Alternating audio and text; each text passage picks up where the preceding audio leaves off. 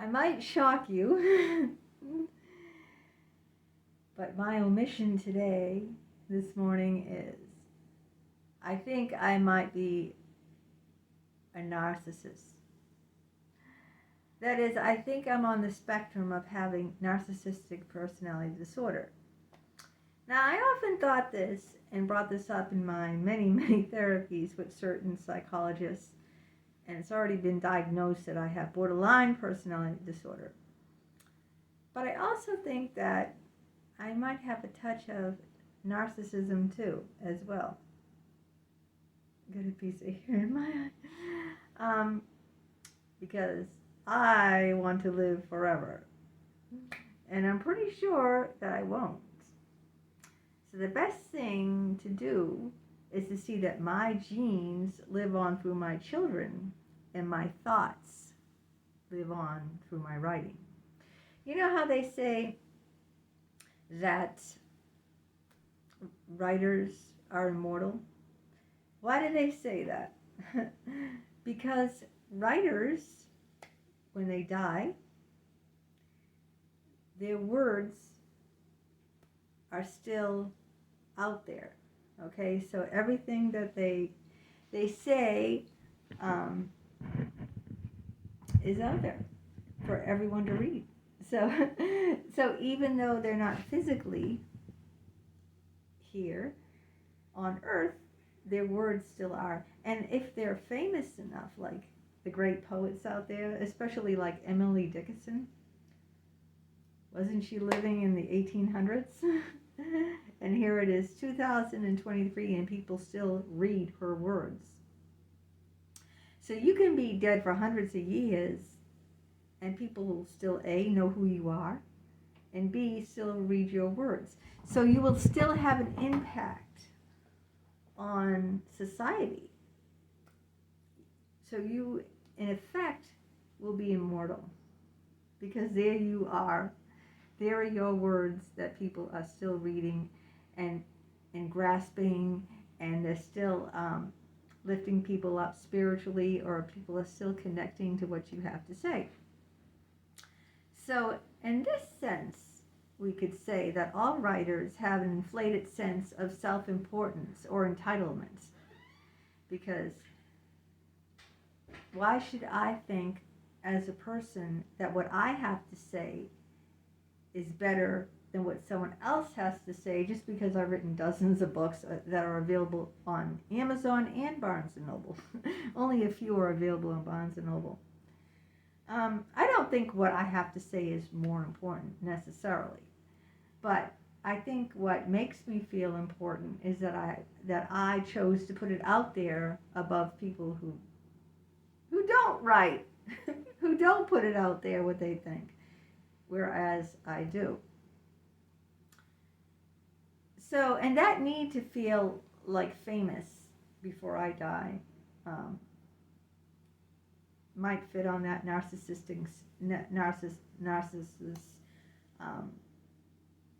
spectrum. See what I'm saying? That I really do want to be a famous poet / writer. I'm not. People aren't buying my books in the droves. I'm not making big money off my writing at all. I had two books sold last month, and I had 2 books sold this month. So in the past 2 months, I've had 4 of my books sold. 4 people bought my books. Now, that's really nothing. Usually when an author comes out, hundreds and hundreds of people buy their book. 1 book, hundreds and hundreds. Yeah. If they're on the bestseller list, which I never was, I'm self-published because I know I could never afford to be traditionally published because I'd need 2 things to be traditionally published. One, I'd need an editor, and the second one, I'd need an agent, and that's big money. So, yeah, I want to be famous. I want to get on YouTube, and I want to get monetized. That's why I do all these videos. That's kind of grandiose, isn't it? That's kind of having an inflated sense of self, wanting to be famous. I mean, I work very, very hard doing these videos. I would love to be monetized. I would love for one of these videos to go viral. And then I'd love for thousands and thousands of people to subscribe.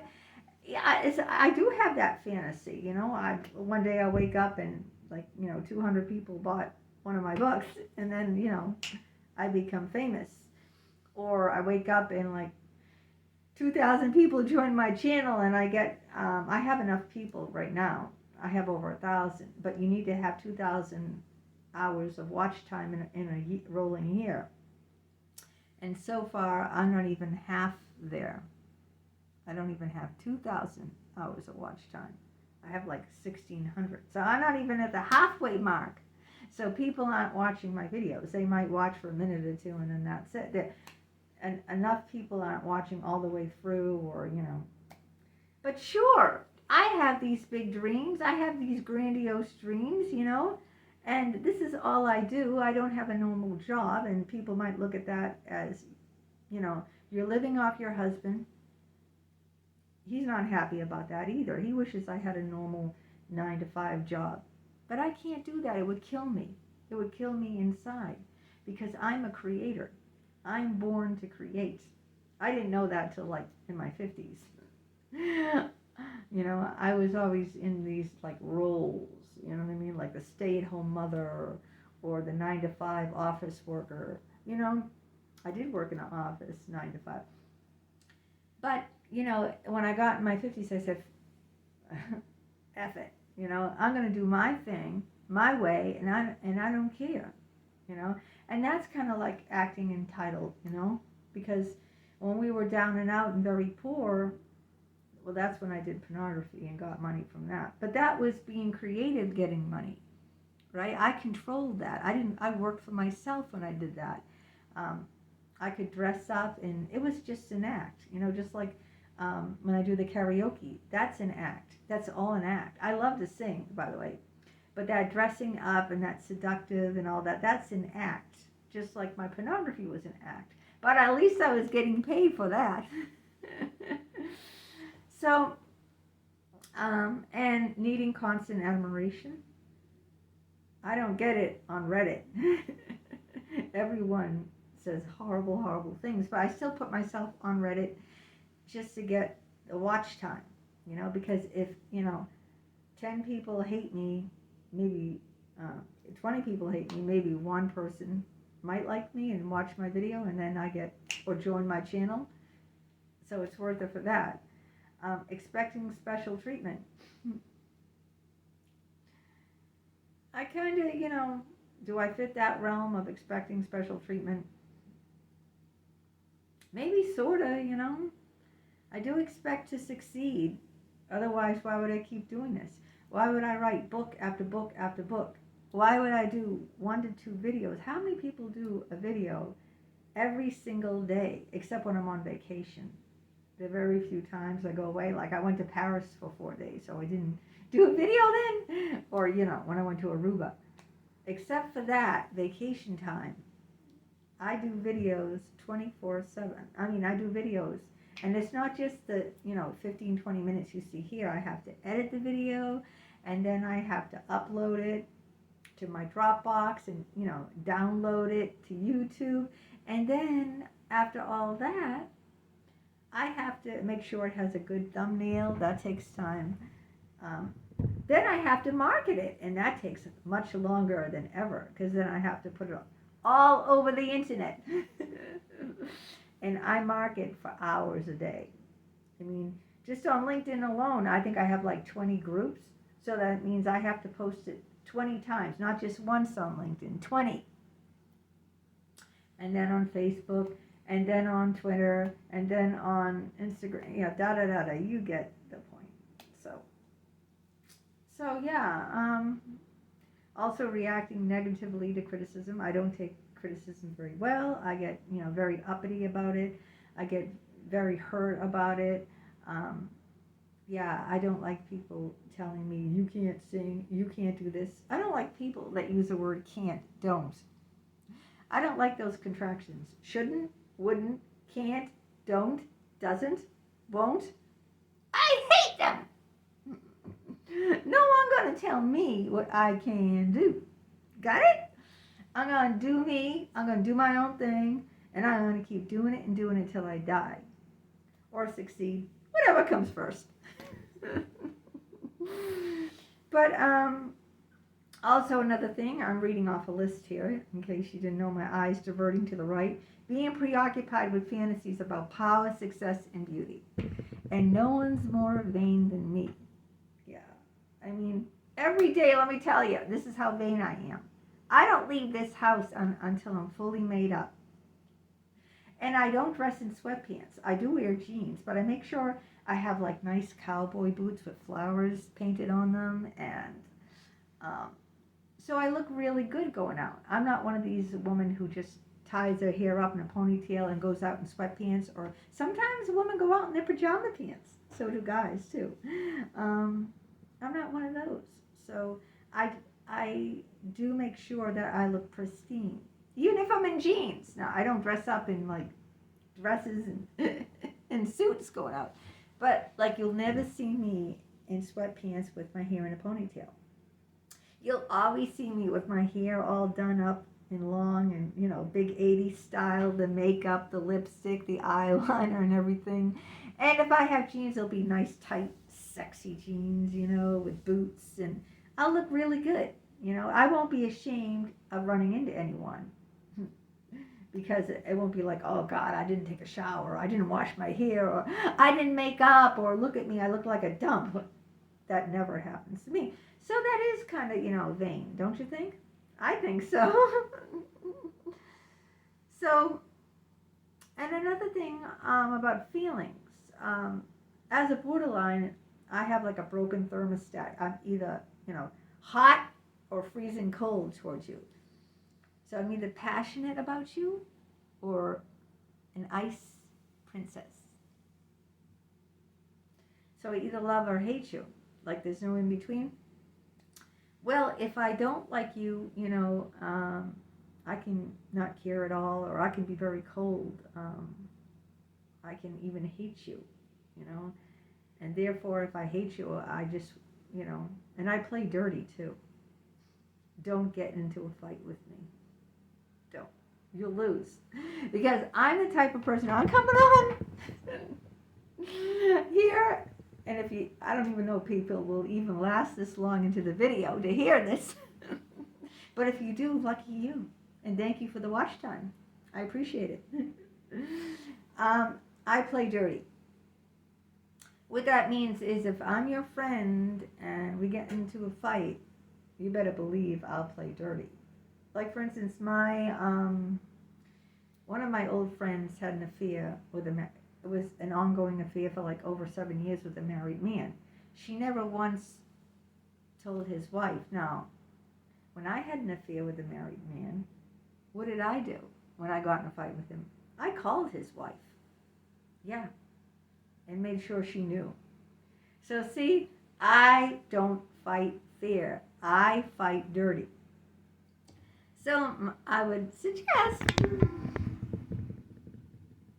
don't get on my bad side. You don't want to get on my bad side. And that's another narcissistic trait, right? Because most people who, you know, get in a fight or a friendship ends, they just say, let bygones be bygones, you know, that's it. Not me. I'll throw everything that I know about you. You know, I'll use whatever ammo I have to get back at you. You don't want to get on my bad side. You don't. And that could be another narcissistic trait. That need for vengeance.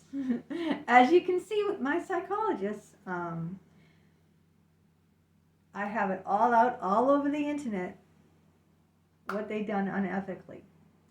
Now, first of all, a lot of patients wouldn't even go to the board or get a lawyer like I did. They might, some of them. But then they probably would keep it, they wouldn't be flashing it all over the internet about, and naming their names too. You know, being ruthless about it. That's another thing. I'm ruthless. So I think that has to do with narcissism, being ruthless. That if I'm upset at you, watch out. Watch out. I'm not going to spread lies. I'm not the type of person that lies, okay? I don't lie. But whatever I know is truth, it'll be all over the internet. So that's another thing. Sometimes I feel like I have no feelings. Well, with the borderline, it's either like I feel nothing or I feel overwhelmed with the feelings, you know? I mean, I do have, like with my son, Alex, when he was severely beaten, I mean, I was overwhelmed, you know, with empathy and crying and tormented and hurt, and like it happened to me. So in that sense, you know, I had intense empathy, intense, you know, feelings. But for the monster who did it, I want to see him die. Then I have extreme hatred for that person. I think that's kind of normal, though. If anyone attacks someone you loved, especially someone severely handicapped, or an elderly person, or a child, I think that those feelings are kind of normal. You know, maybe I don't know. But anyway, I think I brought up everything that makes me believe that I'm a narcissist. At least I think I'm somewhere on that spectrum. I think it's healthy to be, you know, I think everyone has a little narcissism in it. But I think maybe I have a tad more than the average person. And one could say that maybe I am narcissistic. And that's why I always thought to some degree I was.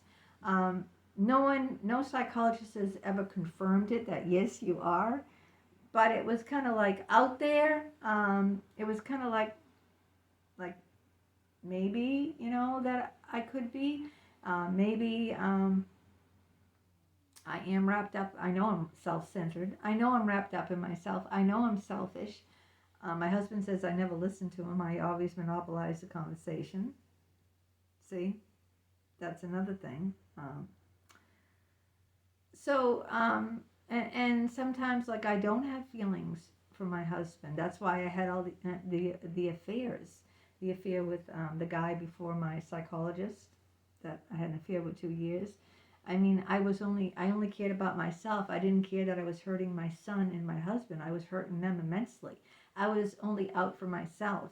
I only cared about myself, and what could be more narcissistic than that? Not caring how you're hurting other people when you do something. Only being out for yourself. Only caring like, you know, I want to do this, so I'm going to do it. And I don't care if you're hurt. And sometimes, sometimes I don't feel anything, you know, for my husband. I said I met him when I was 18. So I was really young, you know. Sometimes, I know I don't feel any passion. And sometimes I just don't feel any feelings.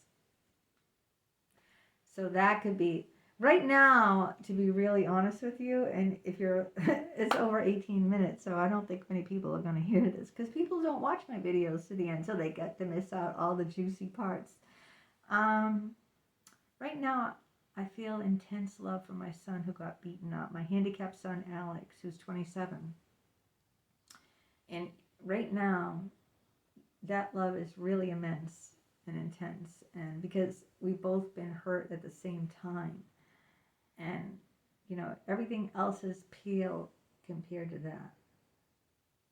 But at least, you know, saying I feel that intense feeling for Alex, you know, does that make me narcissistic? Because isn't a narcissist, you know, not have any feelings for anyone else?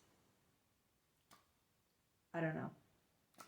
And I don't do well in relationships. As you see, I only have my husband and my 2 sons, one who's severely handicapped, in my life. There's no one else in my life. I don't have any friends. I don't have any other extended family. So, I don't know. You tell me what you think after watching this video, if you watch to the end. Tell me if you think I'm narcissistic. I mean, you've seen my videos. You've heard me talk. What do you think? I promise I won't do anything bad or evil to you.